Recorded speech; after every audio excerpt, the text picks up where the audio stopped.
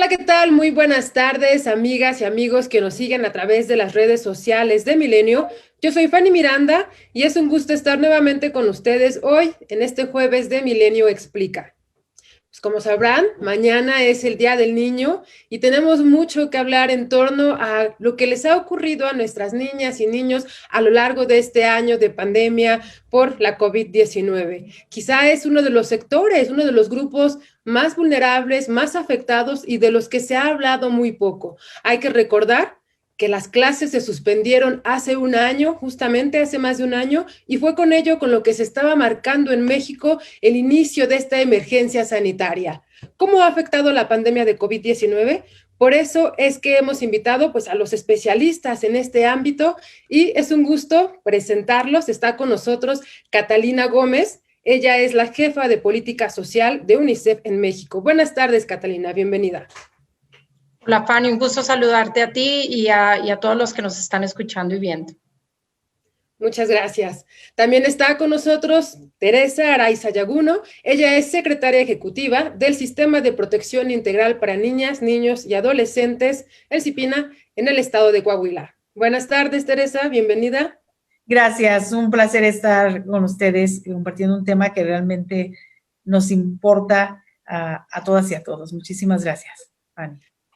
Al contrario, gracias por aceptar la invitación y también es un gusto presentarles a Juan Martín Pérez García. Él es el director ejecutivo de la Red por los Derechos de la Infancia. Bienvenido, Juan Martín. Juan Martín, buenas tardes. Gracias, Fanny. Gracias por la oportunidad y un gusto estar aquí con Catalina y Teresa. Gracias.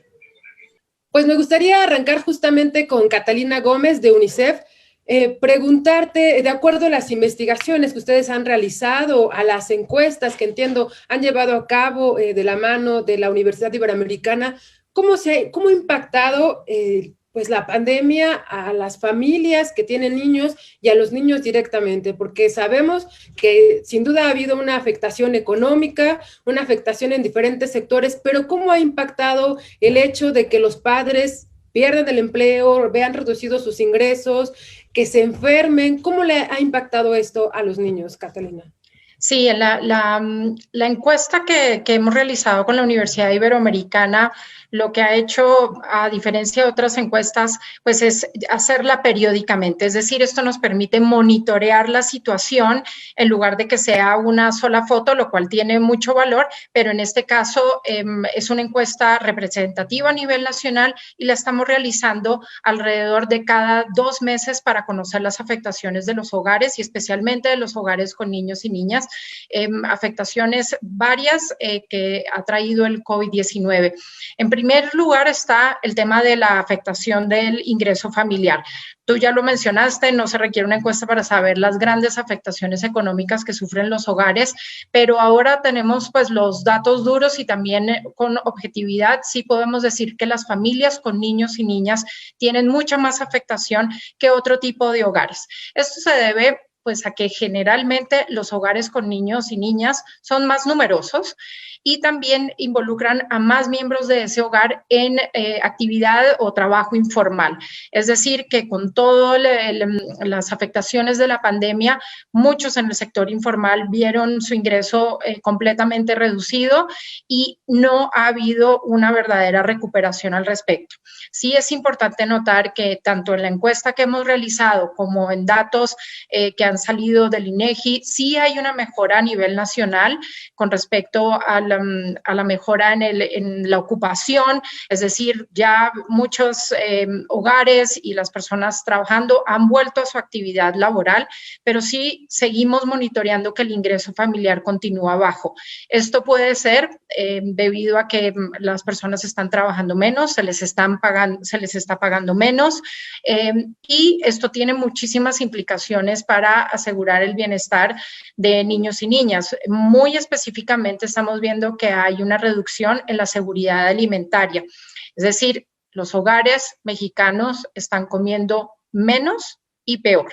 Es decir, no es solamente un aspecto de cantidad, sino de calidad.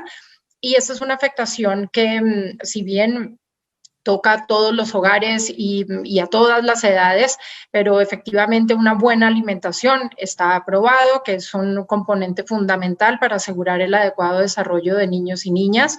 Nos preocupa mucho el grupo específico de mujeres embarazadas y niñas en su primera infancia, dado que la alimentación es fundamental para asegurar su desarrollo.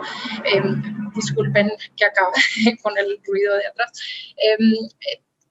La alimentación de la primera infancia es fundamental para asegurar su desarrollo tanto físico como mental, y es muy importante que las familias puedan asegurar una adecuada nutrición.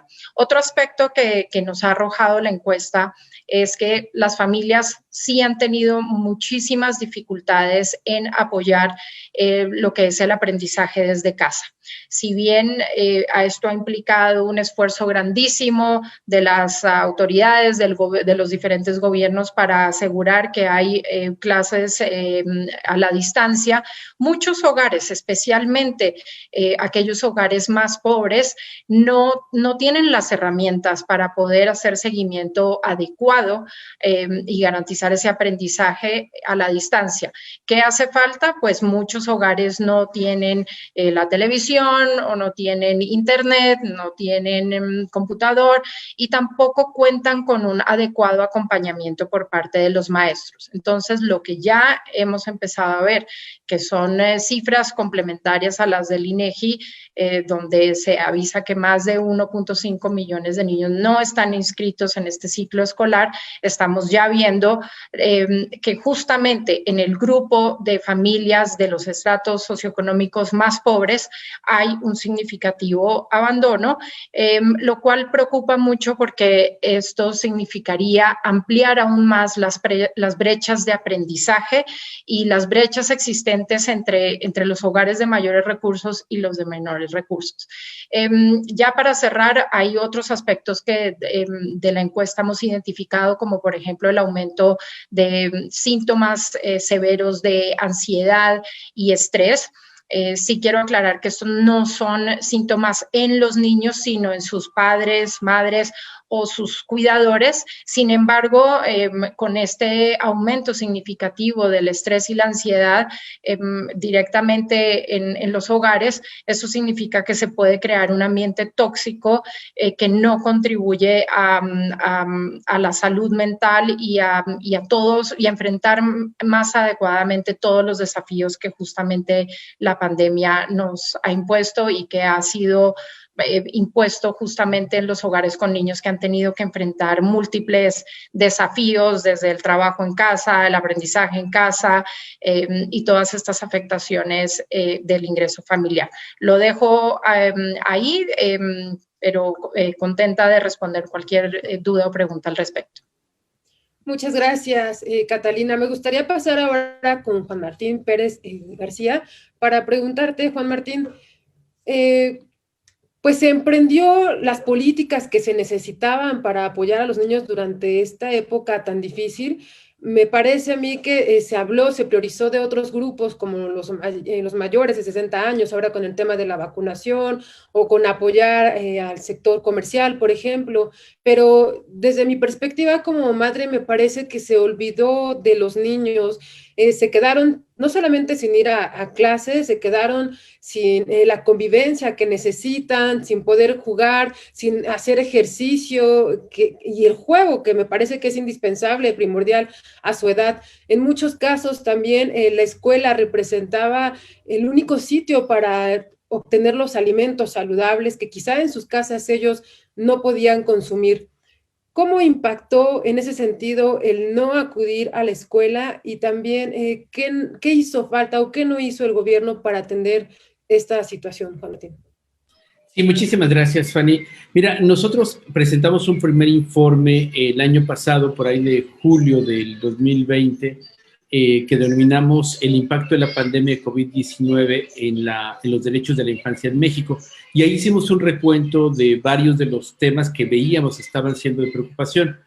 Como lo has comentado, el tema escolar, la salud, por supuesto, uno de los grandes preocupaciones, la orfandad por COVID, También destacamos la importancia de mirar el incremento de la violencia, que ya teníamos cifras alarmantes para ese momento, pero sobre todo uno de los temas que nos preocupaba era que quedaron literalmente fuera de la agenda y de la narrativa del Estado mexicano en su conjunto. Volvimos a hacer esta actualización del informe y presentamos el 6 de enero, lo volvimos a llevar a Palacio Nacional y se entregó al equipo del presidente y a la secretaria de Gobernación, denominado 2020, año de la sindemia y el abandono de la niñez en México. Este argumento del abandono está sustentado en 3 grandes cosas que podemos agrupar. La primera es que no hay una estrategia hasta ahora, a un año de la pandemia, de comunicación y de atención específica para niños, niñas y adolescentes, que representan 38 millones de habitantes, 1 de cada 3 habitantes del país. Es decir, se definió la política de salud del control de la pandemia sin una tercera parte de la población. Y hasta ahora, a un año, seguimos sin tener una explicación para millones de niños y niñas, por ejemplo, ¿por qué no hay vacuna para ellos? Cuando estamos diciendo que la vacuna es la salvación de todos y hay listas y registros. Un segundo tema corresponde a la crisis de confinamiento, que significó el cierre de las escuelas y la pérdida de la comunidad educativa. Aquí abro un pequeño paréntesis. El cierre de las escuelas en todos los países del mundo no significó la pérdida de la comunidad educativa. Es decir, profesores, directivos, familias, niños y niñas se pudieron mantener en comunicación y aquí en México se rompió intencionadamente esta comunicación y se quedó en una relación bilateral autoridades con docentes en una lógica laboral y sindical, pero los niños y niñas fueron ignorados y con todas las afectaciones que se tienen. La evidencia científica, el conocimiento de la neurociencia nos permite saber que el desarrollo metabólico de niños, niñas y adolescentes está directamente vinculado al movimiento, tal cual, o sea, caminar, gritar, interactuar. Un año de confinamiento, pero además este confinamiento hay que ponerle el nombre, es un año de restricción de libertad, es un año de vivir con miedo y es un año de incertidumbres. Y lo que estamos viendo y encontrando en niños, niñas y adolescentes en diferentes expresiones es una pérdida del sentido de vida, exactamente como para qué, cuál es el futuro. Segundo, hay un limbo en términos de no tengo certeza si continuaré los estudios. No me refiero al tema inscrito administrativo, sino si realmente voy a volver a ver a mis amigos, amigas, particularmente los que transitaron de secundaria a bachillerato o los de bachillerato a universidad. Y por otra parte, hay una lógica de abandono, una percepción y sentimiento de abandono, porque aun cuando la mayoría se mantuvo en contextos familiares, no podemos decir que todas y todos lo vivieron bien, considerando que los problemas de salud mental crecieron en el mundo adulto y en consecuencia en niños y niñas. Y hay un tercer componente que es importante visibilizar de manera clara, y es la crisis de aprendizaje. Niños, niñas y adolescentes hace muchos meses que ya no están aprendiendo.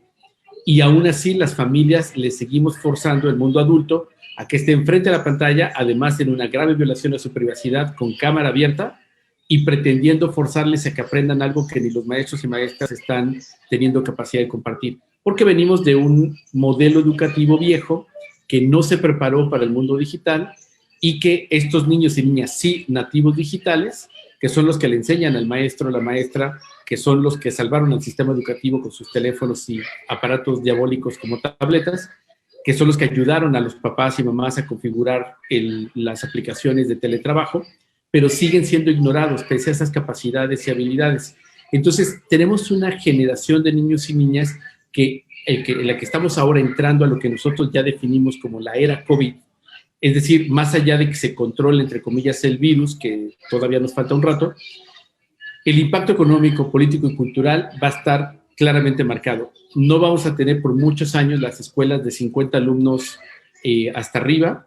No vamos a tener la posibilidad de hacer estas cosas de reuniones masivas, y no porque no se quiera o no se pueda técnicamente hacer, sino porque las condiciones del virus, las mutaciones y las nuevas oleadas que vendrán lo van a impedir. Entonces vamos a enfrentarnos en una etapa muy seria, pero además el desempleo masivo que ya apuntaba Catalina, que sigue todavía teniendo impactos en la cantidad y calidad de los alimentos. Se dejaron de cumplir con los programas de vacunación. Estamos ahorita entre el 65 y 68% de cobertura con datos oficiales. Hay todavía cuestionamientos si esto es real o no.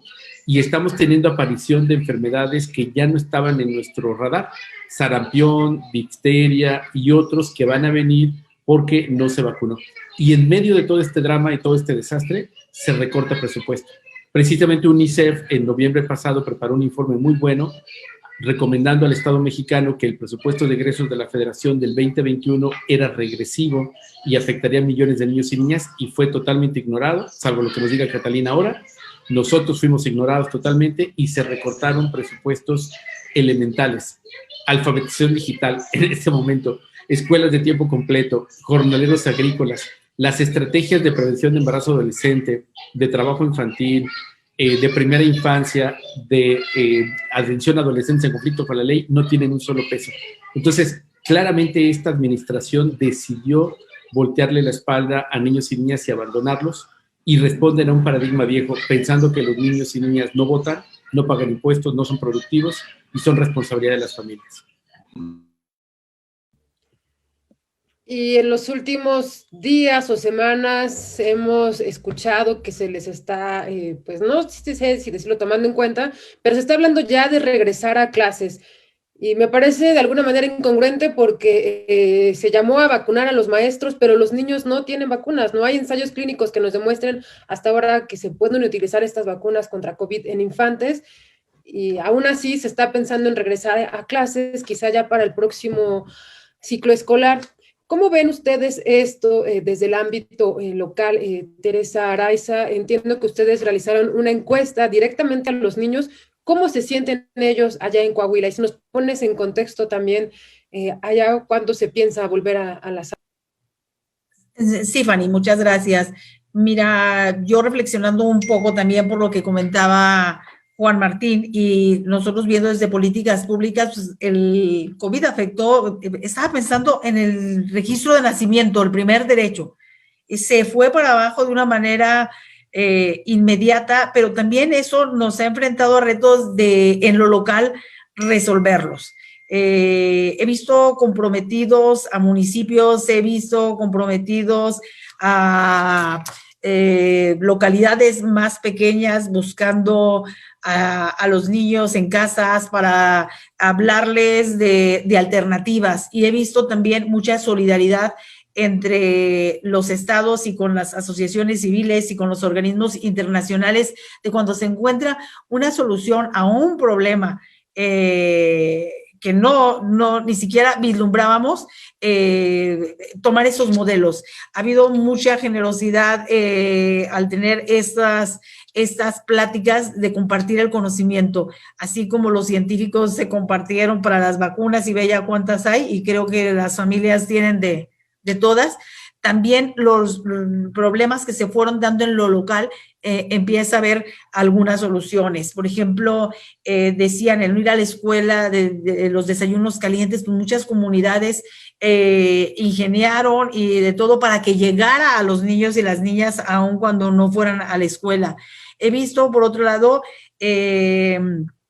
ejemplos titánicos de maestros por el WhatsApp, como lo decía Juan Martín, comunicándose con sus hijos, con sus alumnos, para darles ánimos, para escucharlos. Se hicieron perifoneos en los municipios para tratar de comunicarse, siguiendo mucho las enseñanzas de UNICEF y de Juan Martín especialmente. Yo reconozco que mucho de lo que he aprendido de derechos de los niños y las niñas es por todos sus cursos, por todos los diálogos. Hicimos muchos grupos de participación, nos han mandado los niños y las niñas en su inmensa generosidad mensajes en donde nos decían: lávate las manos, te queremos bien, te queremos. Todas estas manifestaciones a mí, las instituciones, porque de momento quienes se dedicaban a los niños y las niñas, y más allá de los presupuestos, no los teníamos a ellos y a ellas, y se empezó también a manejar esa otra manera de acercarnos. Obviamente sé que las brechas, o sea, no puedo yo aquí venir a decir existen, pero a escucharlos por muchos medios y aprendimos tanto y estamos aprendiendo tanto de, por ejemplo, de las y los adolescentes que se convirtieron, como lo han sido muchas veces, en héroes dentro de sus propias familias al defender a sus mamás, al explicarles a los niños y a las niñas, porque parte de la encuesta es, si no entendían el contenido, muchos hermanos se han solidarizado.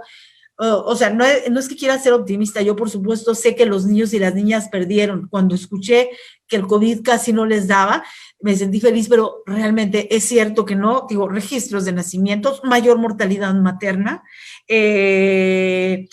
Ahora vamos a ver, porque los datos, tú sabes que se van a dar, 21 va a ser tremendo en datos muy fríos, porque todavía estamos esperando el impacto real de la pobreza. Pues sabemos que son más pobres, como decías, Catalina, no tenemos que ser muy imaginativos, o sea, esto es así, pero vendrán estos datos duros. Por ejemplo, a mí el embarazo adolescente en 2020 no se vio reflejado, de hecho hasta bajó un poquito, pero hay que esperar 2021, porque la pandemia ha crecido. Y ahora también nosotros en casi todos los estados tratamos de visibilizar el que los niños sí se enfermaban, y cada semana, por ejemplo, en la página de CIPINA Coahuila aparecen el número de niños enfermos por su sexo, por su edad, y quienes lamentablemente perdieron la vida. No podemos permitir que se invisibilicen, y ese es un esfuerzo, y agradezco tanto esta reunión,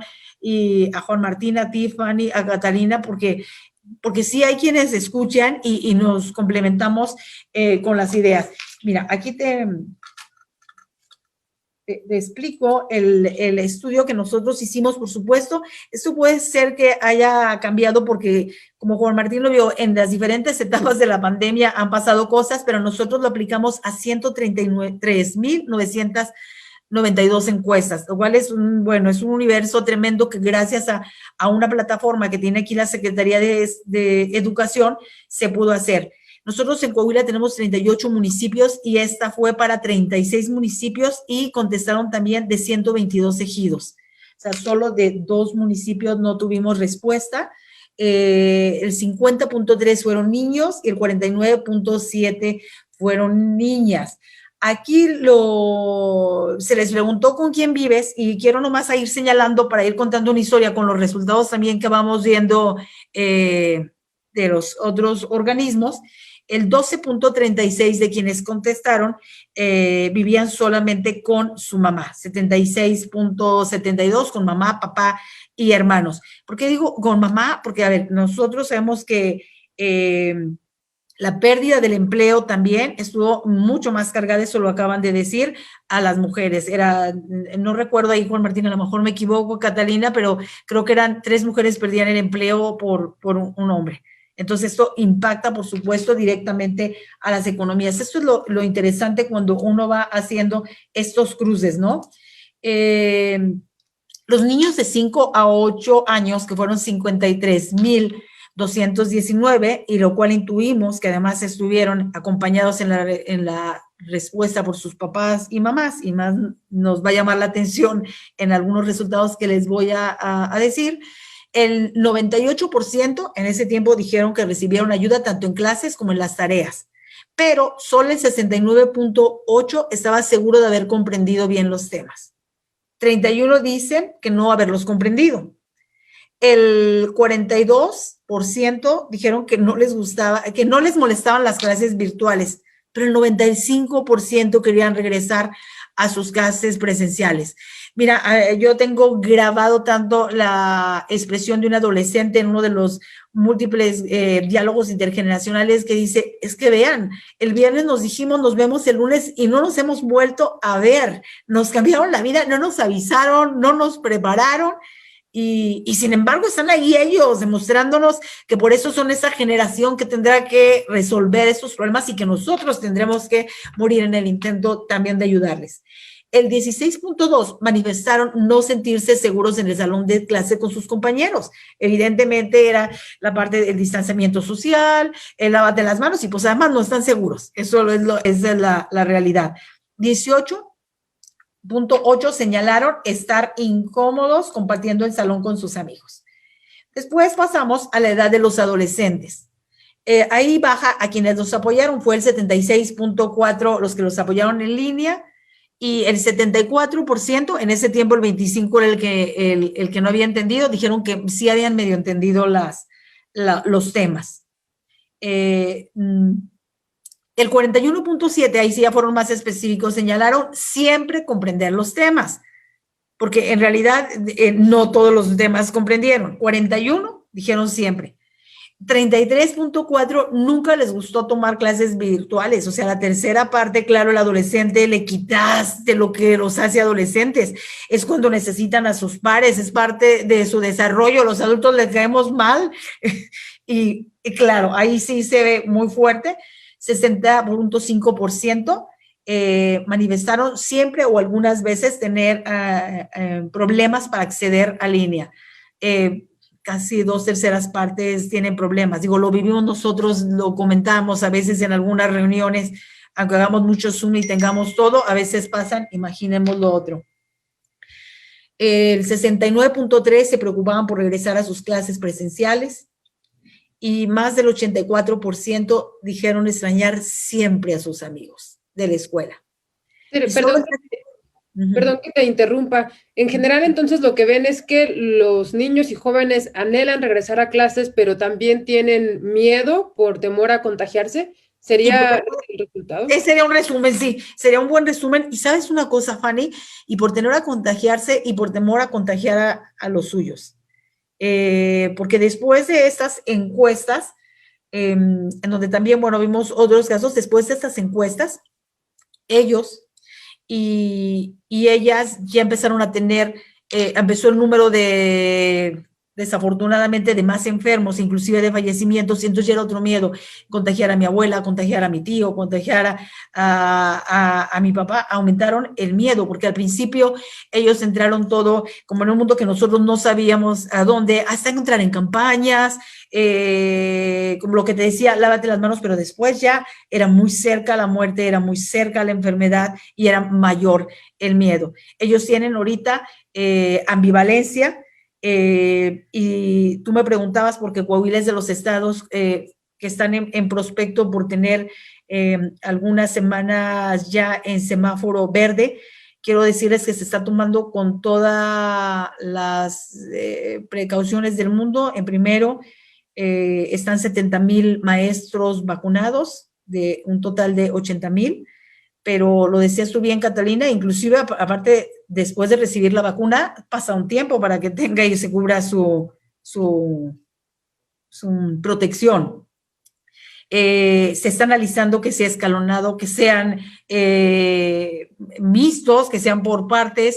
Tendrá que haber todas las medidas de seguridad, se van a hacer pilotajes, y eso, si esto no cambia, pero algo que me parece interesante como se ha manejado aquí, los comités de estudio para el posible regreso a clases se hicieron dentro de los comités que cada semana por región revisan las situaciones del COVID-19 con todas sus implicaciones, y acudieron padres y acudieron madres de familia, y están maestros y están presidentes municipales y están sindicatos, y por supuesto nosotros estaremos siguiendo monitoreando también las expresiones de los niños y las niñas, porque no debemos de no permitir que lo expresen. Evidentemente, su seguridad y su vida será lo primero, por lo cual yo lo veo como ustedes lo ven, no con tantas esperanzas de que sea tan cierto el inminente regreso, y tendrá que ser muy escalonado y con muchas medidas de seguridad, Fanny. No sé si alguna pregunta al respecto de eso. ¿Cuántos estudiantes son en Coahuila? ¿Tienes el dato? Nosotros tenemos 700,000. Mira, porque la muestra que se pensaría hacer es de 70,000 estudiantes, era un pilotaje, pero te digo, todavía no se acaba de concretar, que abarcaría kinder, primaria, secundaria, pero bueno, todos los grados. Y tiene que ver mucho también con revisar las condiciones de cómo están las escuelas. Algunas están en buenas condiciones, pero no todas las escuelas ni en el estado ni en el país se han deteriorado. Tiene que hacer obras de infraestructura como sine qua non antes de. Yo veo que el Estado lo está tomando con mucha cautela, con mucha responsabilidad, con mucho consenso, escuchando a muchas voces, porque definitivamente algo de lo cual no esperábamos, no se pueden tomar decisiones unilaterales, ni consensadas, ni aceleradas. Evidentemente todos tienen que participar porque el regreso a clases pues, representa también la activación económica de muchas mujeres sobre todo, pero no podríamos poner en peligro, lo expresaban ustedes, lo expresabas tú como mamá, la salud de niños y niñas. Te digo, creo que se están haciendo estudios serios, pero hoy en el presente 29 de abril, quiero decirte que así estamos, en un estudio multidisciplinario de estudios, donde por supuesto también entran psicólogos y trabajadores sociales para ver la parte anímica de los niños y las niñas. Muy bien, muchas gracias. Catalina, Juan Martín, preguntarles cómo revertir esta situación de abandono hacia la infancia que nos han comentado ya a lo largo de esta pandemia. ¿Cuáles son las recomendaciones que emitirían, por ejemplo, desde UNICEF, Catalina? Bien, pues hay múltiples recomendaciones, pero tal vez específicamente para el gobierno federal y también los gobiernos locales, primero es retomar la importancia de todas estas políticas integrales, es el reconocer que los hogares con niños y niñas, que específicamente el grupo de la infancia y la adolescencia sí ha tenido una afectación real durante la pandemia, y que la inacción o el tratar como, digamos, seguir con lo mismo, lo único que va a conseguir es seguir en lo mismo, y eso significa que ya la mitad de niños y niñas en México viven en situación de pobreza, vivían previo a la pandemia, y tenían múltiples carencias sociales. Entonces, la pandemia lo que desafortunadamente ha hecho en México y en otros países, pero en México más pronunciadamente, es profundizar estas afectaciones y es muy costoso no actuar. Es costoso no actuar por las consecuencias específicas e individuales para el desarrollo pleno de todos los niños y niñas, pero también porque luego es más costoso remediar.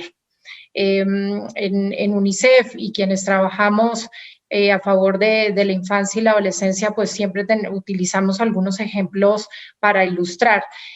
Por ejemplo, en el aspecto de una adecuada nutrición, no hay que esperar a que un niño esté desnutrido, porque atender la desnutrición crónica y todas sus afectaciones, primero que pueden causar afectaciones que para toda la vida, y segundo que invertir todo lo que son programas e intervenciones de gobierno para rescatar estas afectaciones ya más severas, son mucho más costosas, son mucho más de largo plazo y no siempre tienen los resultados esperados. Entonces, pues es una invitación a considerar la importancia de seguir invirtiendo en la infancia y la adolescencia, el no creer que porque hay una inversión actual en diferentes programas de gobierno es suficiente, es importante, este es el momento para ampliar todos los programas que son prioritarios e importantes para la infancia, todo lo que son los programas de transferencias, de protección social a las familias con niños y niñas sería un punto de partida. Un punto de partida, pero no es suficiente porque hay elementos de la buena alimentación, también de todo lo que va a implicar el regreso seguro a las clases presenciales, que ya bien lo han platicado. Pero lo importante, cuando sea el momento adecuado, y esto las autoridades lo van a definir, pero hay que planificar ese regreso. hay que ver todas estas variables de salud, de quienes están vacunados, de cómo sería esa logística de retorno, pero también proyectar este tema con los niños y las niñas, implementar medidas de lavado de manos, de higiene, todo tipo para esto, las escuelas, muchas tienen que arreglar su infraestructura, porque hay muchas escuelas que no tienen agua potable, no tienen un baño limpio, seguro para que los niños puedan utilizar. Entonces, sí hay medidas que se pueden hacer desde antes, que se pueden planificar y justamente en el momento que sea adecuado, que no, por decirlo de alguna manera, no tome ni a las autoridades ni a los niños y a las niñas por sorpresa, sino que sea un proceso gradual en preparación a un muy importante y urgente retorno a las clases presenciales, al aprendizaje y a la interacción con sus pares, ¿no? Lo dejo ahí para que Juan Martín muy seguramente tiene complementos a estas recomendaciones. Sí, muchísimas gracias, Catalina. Sí, creo que regresando a 3 elementos básicos que ya hemos mencionado, tanto Teresa como Catalina. Uno es la necesidad metabólica cognitiva de moverse, y esto es súper importante. Entonces, el confinamiento ha representado incluso incremento de peso. A nivel nacional, el promedio es de 8 kilos por persona. No sabemos el detalle con niños y niñas, pero antes de la pandemia teníamos al 32% con sobrepeso y obesidad. Segundo, la importancia de recuperar los lazos afectivos, la socialización, por todos los temas que hablamos hace un ratito, el sentido de vida, la corporación de construcción de ciudadanía, la dinámica, digamos, de socialización, incluso en términos neurológicos implicaría una mayor interacción y conexiones neuronales que se han visto afectadas. Hay estudios interesantes en Inglaterra que dan cuenta que en niños pequeños, de 0 a 6 años, se ha perdido palabras que ya tenían ganadas, se ha perdido capacidad de movimiento y en algunos casos control de esfínteres. Esto es muy grave porque nos habla, si hiciéramos el ejercicio, lo que a un niño pequeño le representa el 25% o el 20% de su vida, quizás para una persona adulta como nosotros, un año es mucho, pero pues, lo incorporarás en tu vida. Pero pensemos en los adolescentes, que les representa también entre el 5% o un poquito más de su vida. Y además, la dinámica de tiempo que para ellos significa perder un año de socialización no es la misma que para el mundo adulto. Estamos en una cultura adultocéntrica que ha costado mucho mirar a niños y niñas y superar esta visión vieja de verlos como inferiores, incapaces o dependientes de la dinámica familiar. Creo que otro elemento muy importante del retorno a las escuelas, y aquí parafraseo a Antonio Guterres, el secretario general de Naciones Unidas, quien en julio del año pasado y en enero lo volvió a insistir, que de no atender y priorizar a niños y niñas, entre otras medidas, regresando a las escuelas, estaríamos en la puerta de una catástrofe generacional. Y esto no es una exageración, un diplomático de ese nivel no es un exagerado. Lo que está anticipando es que claramente las afectaciones que tendremos como sociedades van a ser muy, muy graves. Y un tercer componente es que claramente niños, niñas y adolescentes necesitan recuperar un elemento y una columna vertebral de su constitución y su definición como personas, que es la dinámica escolar, el horario, tus amigos y amigas, por supuesto el aprendizaje que puedes tener y el lugar de ser reconocidos como personas con muchas capacidades, incluso las calificaciones y demás, ¿no? Creo que el analfabetismo digital con el que nos alcanzó la pandemia ha tenido un altísimo costo para ellos y para ellas en esta crisis de aprendizaje y, como lo han apuntado mis colegas, viene una etapa muy importante de diagnóstico de infraestructura, diagnóstico de aprendizaje, pero sobre todo diagnóstico emocional. En algunos otros países, creo que es lo correcto, no están priorizando los contenidos ni la currícula, están priorizando el reencuentro, hablar, desahogarse, catarsis, porque es ahí donde vamos a tener la verdadera historia de quienes vivieron violencias sexual, física, quiénes son los que están enfrentando problemas emocionales que puedan requerir intervención profesional y quiénes son los que necesitan una intervención urgente para encontrar el sentido de vida. De acuerdo, muchísimas gracias. Y aquí tenemos una pregunta de Armando Martínez que se relaciona con esto que ya nos decías, Juan Martín. En el ámbito social y comunicativo, ¿qué repercusiones tiene el confinamiento en las relaciones interpersonales con los infantes? Puntualmente, y seguramente mis colegas complementarán, claramente cuando hablamos de confinamiento, yo suelo invitarles a pensar literal en restricción de libertad, porque el confinamiento es una palabra un poco engañosa, y el tema es que al final no podemos salir, o sea, es decir, no tenemos la libertad de hacer muchas de las cosas que antes hacíamos, y eso tiene una implicación muy fuerte en los seres humanos que somos sociales. Y lo anticipo porque gran parte del problema que significa para niños y niñas construirse como personas, como sujetos sociales, cruza con su autonomía. Y generalmente por su edad la limitamos las personas adultas. Pero si ese pedacito de autonomía que era poder ir a la escuela, poder decidir incluso si me reíbo, lo voy a hacer la tarea con mis amigos o amigas, y en los adolescentes incluso solo avisarte de que se fueron a hacer la tarea, y se las limitamos, se las quitamos, la afectación que tienen en su conformación de lo que significa y entienden como libertad es enorme. Y esto, sin llegar a un nivel de exageración o de teorías conspirativas, sí va a tener una implicación para esta generación cuando estamos hablando de que los toques de queda en América Latina se extendieron de manera innecesaria y abusiva, pero fueron aceptados por la población. Y aquí entonces esto es muy preocupante para la calidad de la democracia en América Latina, particularmente a niños y niñas que les toca construir su ciudadanía en esta edad, en la adolescencia, de que se acostumbren y normalicen a negarse o a ver cercenados sus derechos bajo un argumento de seguridad ya no policíaca, sino epidemiológica. Entonces hay muchas implicaciones más allá de la movilidad, de la aceptación metabólica y cognitiva, también en términos de la concepción de democracia, de sociedad y de cómo establecemos las relaciones.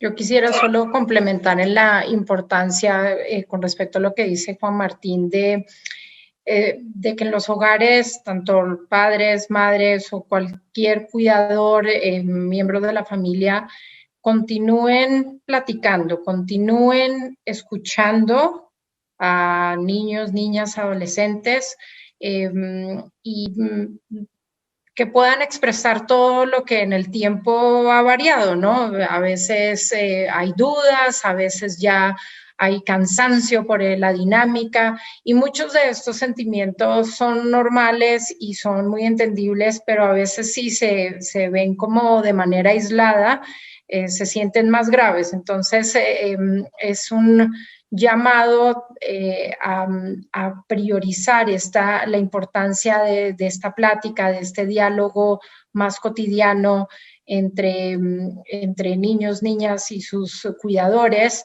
y también en el poder expresar esta insatisfacción, estos miedos, estos desafíos que están enfrentando.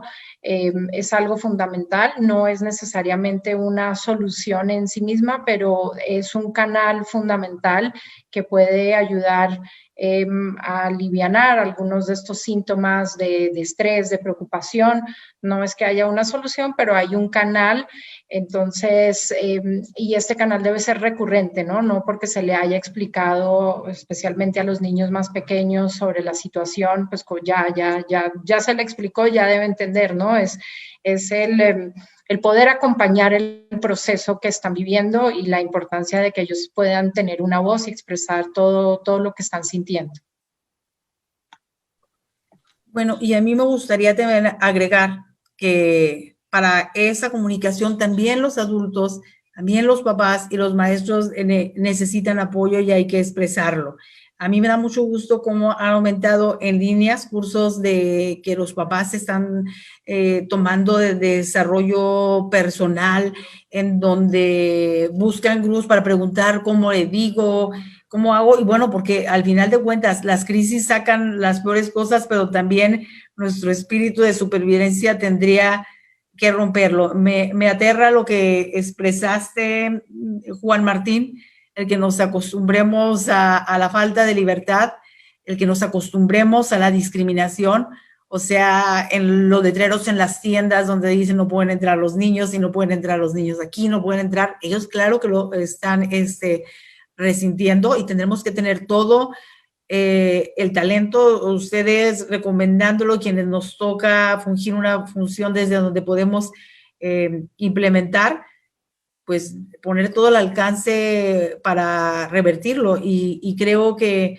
estas pláticas por lo menos lo visibilizan, porque eso es importante. Aquí sí están pasando muchas cosas, más de las que creemos, y sí está cambiando, y esta generación venía diferente, pues ahora va a estar, a mí me platicaban algunos expertos que el COVID aventó como 20 años más a esta generación, yo no sé si para bien, para mal, no acabo de entender, porque me hablan de una inteligencia espiral, que es diferente, por supuesto, a la de nosotros.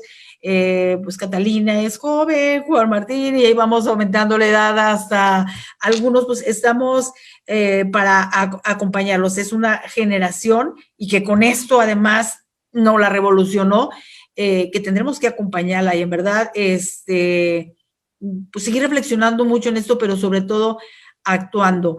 Evidentemente se sabe, sí que bueno que se está haciendo con toda la precaución del mundo, pero tendremos que estar ya soltando estos pilotajes para que los niños se puedan incorporar y con toda la responsabilidad, porque no queremos que ocurran lo que hemos visto en experiencias internacionales, la India, bueno, en verdad esto es inédito para todas y todos, pero también es inédito que podamos como intentarnos nosotros de diferentes lugares y así se ha hecho en muchas ocasiones y poder sumar a la experiencia y que no quede en sacos vacíos, sino que realmente sirva y abone para que las palabras no se las lleve el viento, sino que tengan un eco y se conviertan en acciones. Esa es al menos mi aspiración más sentida. Muchas gracias, Teresa. Y también me parece importante destacar que los niños no son inmunes a COVID-19, ya que estamos hablando de este retorno a clases, que no es tan próximo, pero ya se vislumbra. Y destacar las cifras del CIPINA, justamente, ¿no? Con más de 50,000 niños que han dado positivo a COVID-19 y fallecimientos, que aunque es un número, pues, chico, sí me parece importante. ¿Tú tienes las cifras ahí, Juan Martín?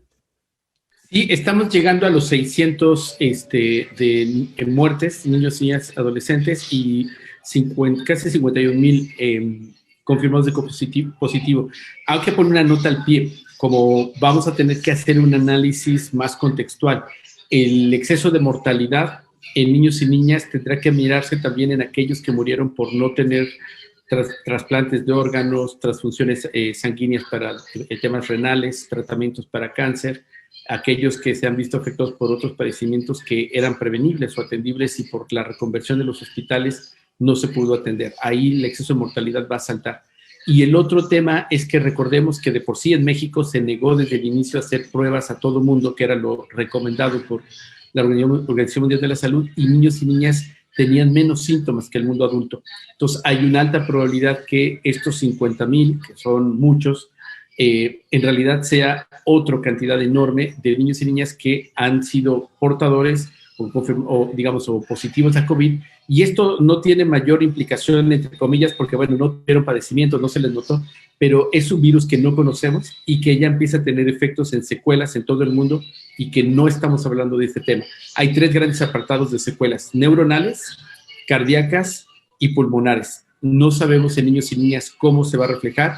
Ya hay alertas de la Organización Mundial de la Salud y la Organización Panamericana, alertas sanitarias pidiendo que se recopile información sobre el síndrome inflamatorio sistémico, que está vinculado aparentemente, no se puede todavía confirmar muchos detalles, y que hay varias muertes asociadas por ello. Entonces, realmente la infodemia que surgió al inicio de considerar que los niños eran los principales vectores, así se les decía en Europa de manera muy ofensiva, incluso responsabilizándoles del contagio hacia los abuelos, en México, en América Latina, se manejó casi como que eran inmunes, y esto también era falso. La Organización Mundial de la Salud desde febrero aclaró que se contagiaban, que podían también ser portadores, que podían morir, y nuestro país, como lo hemos señalado, los ignoró y les dio la espalda totalmente. Así es que hay que prepararnos para más adelante ver las secuelas en aquellos, más allá de estos 50,000 que han sobrevivido, en aquellos otros no se tuvo una prueba que confirmara que fueron positivos al COVID.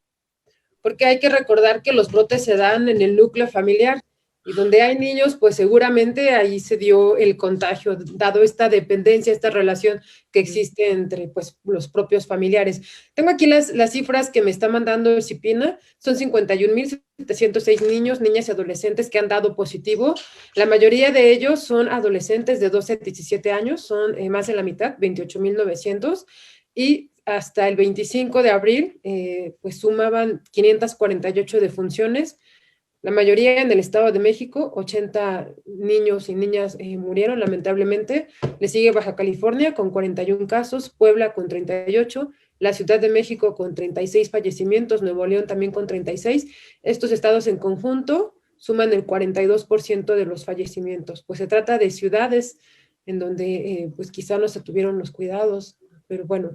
Me gustaría que cerraran con una conclusión de un minuto, minuto y medio, para despedirnos, por favor, justo en el ámbito de, bueno, en el contexto del eventual regreso a clases y también pues las recomendaciones que darían a los padres, madres y cuidadores, por favor.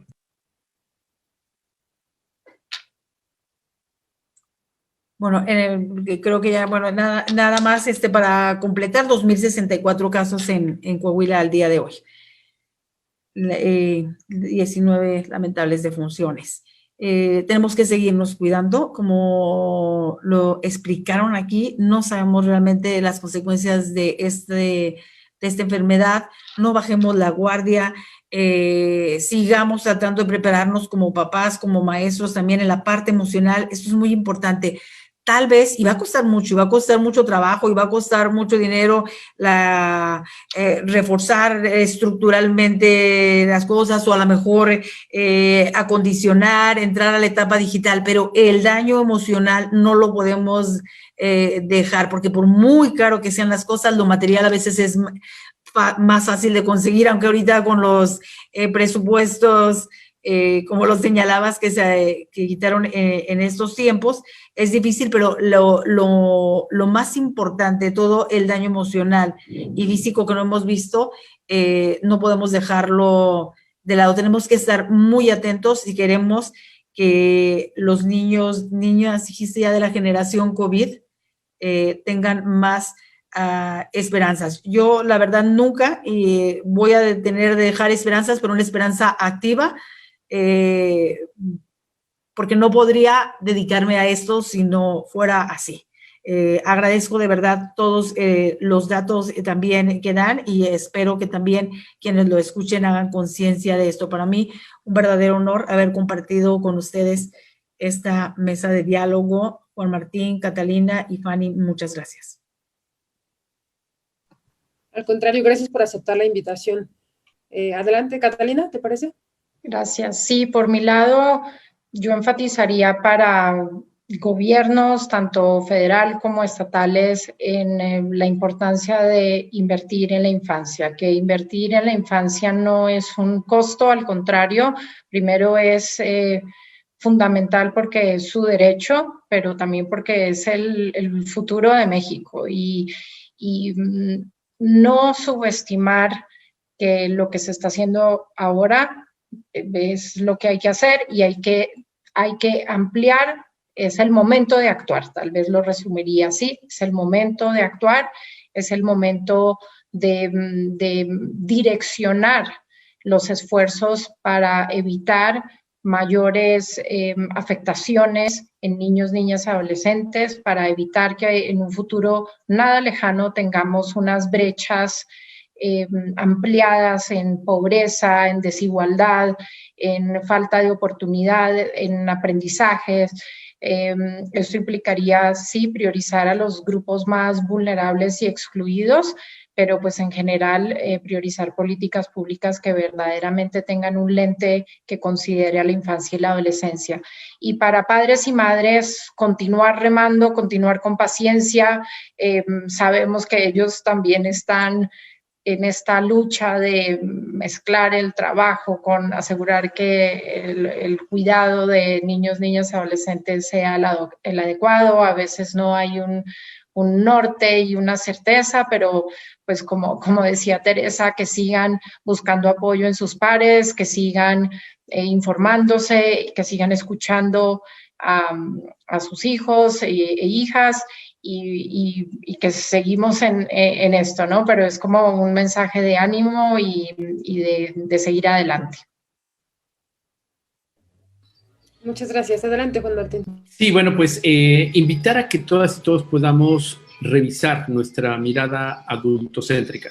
creo que si empezamos por nosotros asumiendo que así como estamos revisando los machismos que tenemos en nuestra cultura hegemónica y agregamos también esta necesidad de pensar que niños y niñas no pueden ser dominados, controlados en esta lógica adulta, tradicional o hegemónica, nos va a llevar a tener otras pautas de crianza positivas, responsables, a un reconocimiento de ellos y ellas en su equivalencia humana y en todo el potencial que nos han demostrado en esta pandemia, no solo tecnológico que ilustré un poco, sino incluso de paciencia, de resiliencia, de cortesía y comprensión para el mundo adulto, que estamos destrozados, deshechos, pero ellos siguen ahí pacientemente y seguirán. Entonces creo que es muy importante de parte nuestra hacer este esfuerzo. Y por último, invitar a niños, niñas y adolescentes, si por alguna razón accidental nos están viendo, a que puedan reconocerse ellos mismos en su capacidad y en que tienen el derecho a ser escuchados, a exigir también sus derechos, porque no son un regalo,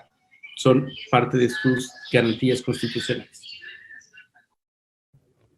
De acuerdo, muchísimas gracias por haber compartido con nosotros pues estos resultados de sus encuestas, de sus análisis y por esta serie de recomendaciones, por impulsar esta protección a la niñez mexicana, que pues no son del futuro, son del ahora, ¿no? Ellos son los que junto con nosotros estamos construyendo y podemos construir un mejor porvenir, un mejor bienestar para todos. Y muchísimas gracias y ojalá que pues los niños y niñas puedan disfrutar mañana de un buen día, que puedan tener una celebración así a la distancia, pero con sus seres queridos.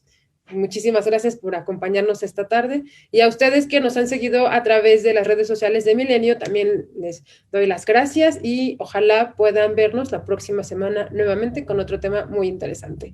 Pues eso es todo, nos vemos, muchísimas gracias. Gracias. Gracias, cuídense mucho, gracias. Gracias. Hasta luego, bye. Bye.